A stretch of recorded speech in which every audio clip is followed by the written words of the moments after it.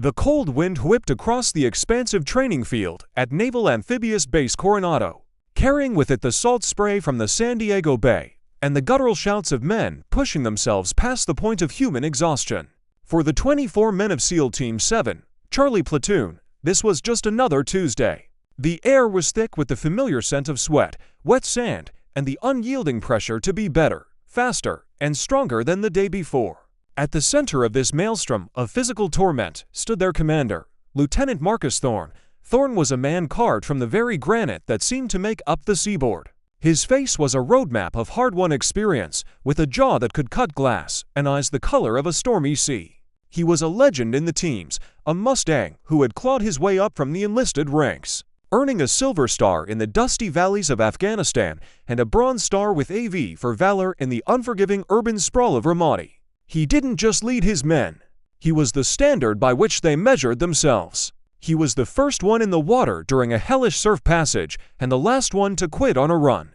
His legs pumping with a mechanical, unyielding rhythm even as younger men faltered. The tension, however, was not on the training field. It had been building for weeks in the barracks, in the chow hall, and in the tense silence of the team room. The source of the friction was their new mission. The Pentagon, in its infinite wisdom, had mandated the integration of a specialized sniper into the platoon for their upcoming deployment to a particularly volatile region in the Horn of Africa. This was not a request. This sniper was not a SEAL. She was a Marine dot, and not just any Marine. Her name was Sergeant First Class Kai Jensen.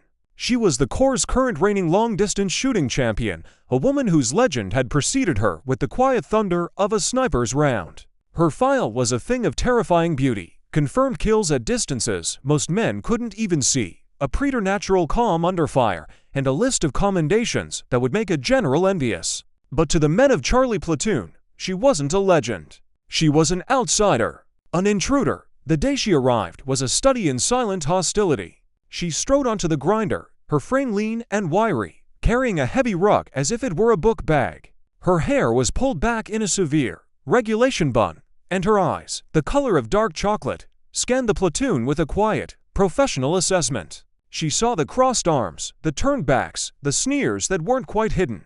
She saw the wall of muscle and testosterone, and she understood, with a clarity born of a lifetime of being the only woman in the room, that she would have to earn every inch of ground she stood on. Marcus Thorne, ever the professional, stepped forward.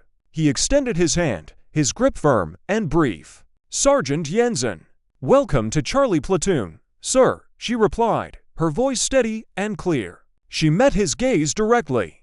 There was no deference, no apology in her eyes. There was only a deep-seated confidence. The other SEALs didn't bother with even that pretense. Senior Chief Petty Officer Dave McAllister, a bull of a man with a shaved head and a neck as thick as a tree trunk, just grunted and turned away. Petty Officer First Class Tony Rico Riccardi, the platoon's joker, let out a low, mocking whistle. "Hope you brought your floaties, sweetheart," he muttered to his buddy, loud enough for everyone to hear. Kai didn't flinch. She simply set her ruck down and stood at parade rest, waiting for her next order.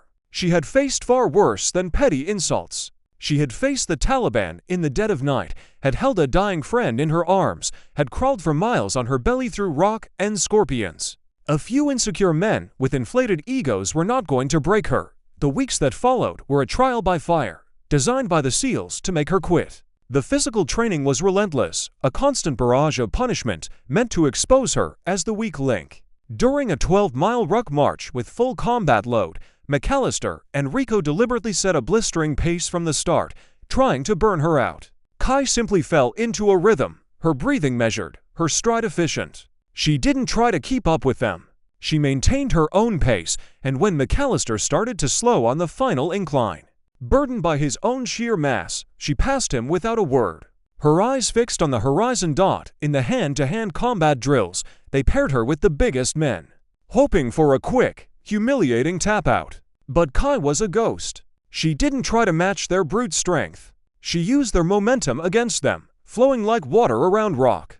She had Rico on his back in seconds, a training knife pressed against his throat, before he even knew what had happened. The laughter that followed was directed at him, and his face burned with a mixture of shame and fury. The worst was the isolation. In the team room, the seats around her remained empty. In the chow hall, she ate alone. Conversations would fall silent as she approached. They didn't see her as a teammate. They saw her as a political stunt, a liability. They whispered that she was a public relations move, a box to be checked. They said she'd fold the first time a real bullet whizzed past her head. The only person who treated her with basic human decency was Thorn. He gave her orders, expected her to execute them, and critiqued her performance with the same blunt, impersonal professionalism he showed everyone else. He never went out of his way to defend her, but he never joined in the harassment. To him, she was just another asset. For Kai, that was enough. It was a foothold, then came the deployment. Their objective was a dusty, God-forsaken village near the Ethiopian border, a known transit point for a notoriously brutal Al-Qaeda-affiliated group. The mission was to establish a reconnaissance position and call in an airstrike on a high-value target meeting. The platoon choppered in under the cover of a moonless sky, the rotors a thunderous beat against the silent desert. They moved as a single, deadly organism, a sleek shadow slipping through the night. Their hide site was a shallow depression in a rocky outcrop overlooking the village. It was cramped, uncomfortable, and exposed. Thorn established the perimeter, his voice a low murmur in the comms. "Mac, take first watch. Jensen, I want you in that eastern defilade. That's the most likely approach for a flanking maneuver. If something comes, you see it first." Kai nodded and slithered into position, her modified M408 sniper rifle cradled in her arms. She settled in, becoming one with the rock, her breathing slow and shallow. Through her scope, the village was a collection of thermal ghosts. She could see the guards shifting, their body heat glowing against the cool night air. She watched for hours, her eyes never leaving the glass, her mind a calm, empty space. The first 24 hours were uneventful. Then the second.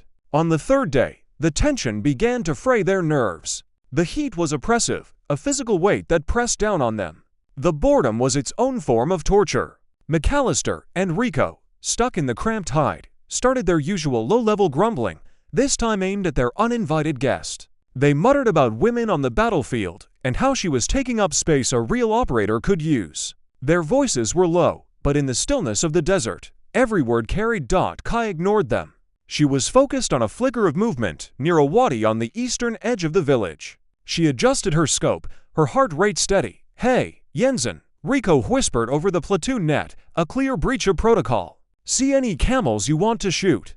McAllister chuckled. "Knock it off, Rico." Thorn's voice cut in, sharp as a blade, but the damage was done. For a split second, Kai's focus wavered. She blinked, and in that instant, she saw it. Not a camel. A muzzle flash.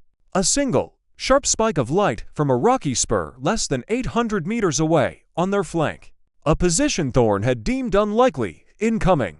She screamed, her voice a raw shriek of alarm that shattered the desert silence. "Sniper, east-northeast. Contact." She didn't wait for orders. Her body moved before her conscious mind could catch up. She rolled out of her defilade, ignoring the sting of rocks against her skin, and brought her rifle up. Through her scope, she saw a figure adjusting his aim. He wasn't targeting her. His scope was fixed on the command position, on Lieutenant Thorn. The world narrowed to a pinpoint. Kai exhaled, her finger caressing the trigger. The crack of her rifle was deafening. 750 meters. A headshot. The enemy sniper crumpled, his weapon clattering uselessly onto the rocks. The threat was neutralized in less than 3 seconds, but the battle was just beginning. The sniper had been a signal. From the village and the surrounding wadis, a torrent of insurgents erupted, their AK-47s chattering, their tracers painting red lines through the pre-dawn gloom. They were flanked and outnumbered. The reconnaissance mission had just become a desperate last stand. In the chaos, Kai saw Thorn rise to his feet, moving to direct his men's fire, his tall frame an impossible target.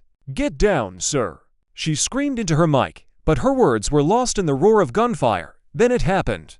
A burst of automatic fire from the village. Thorn grunted, a sound of pure shock, and went down hard, clutching his leg.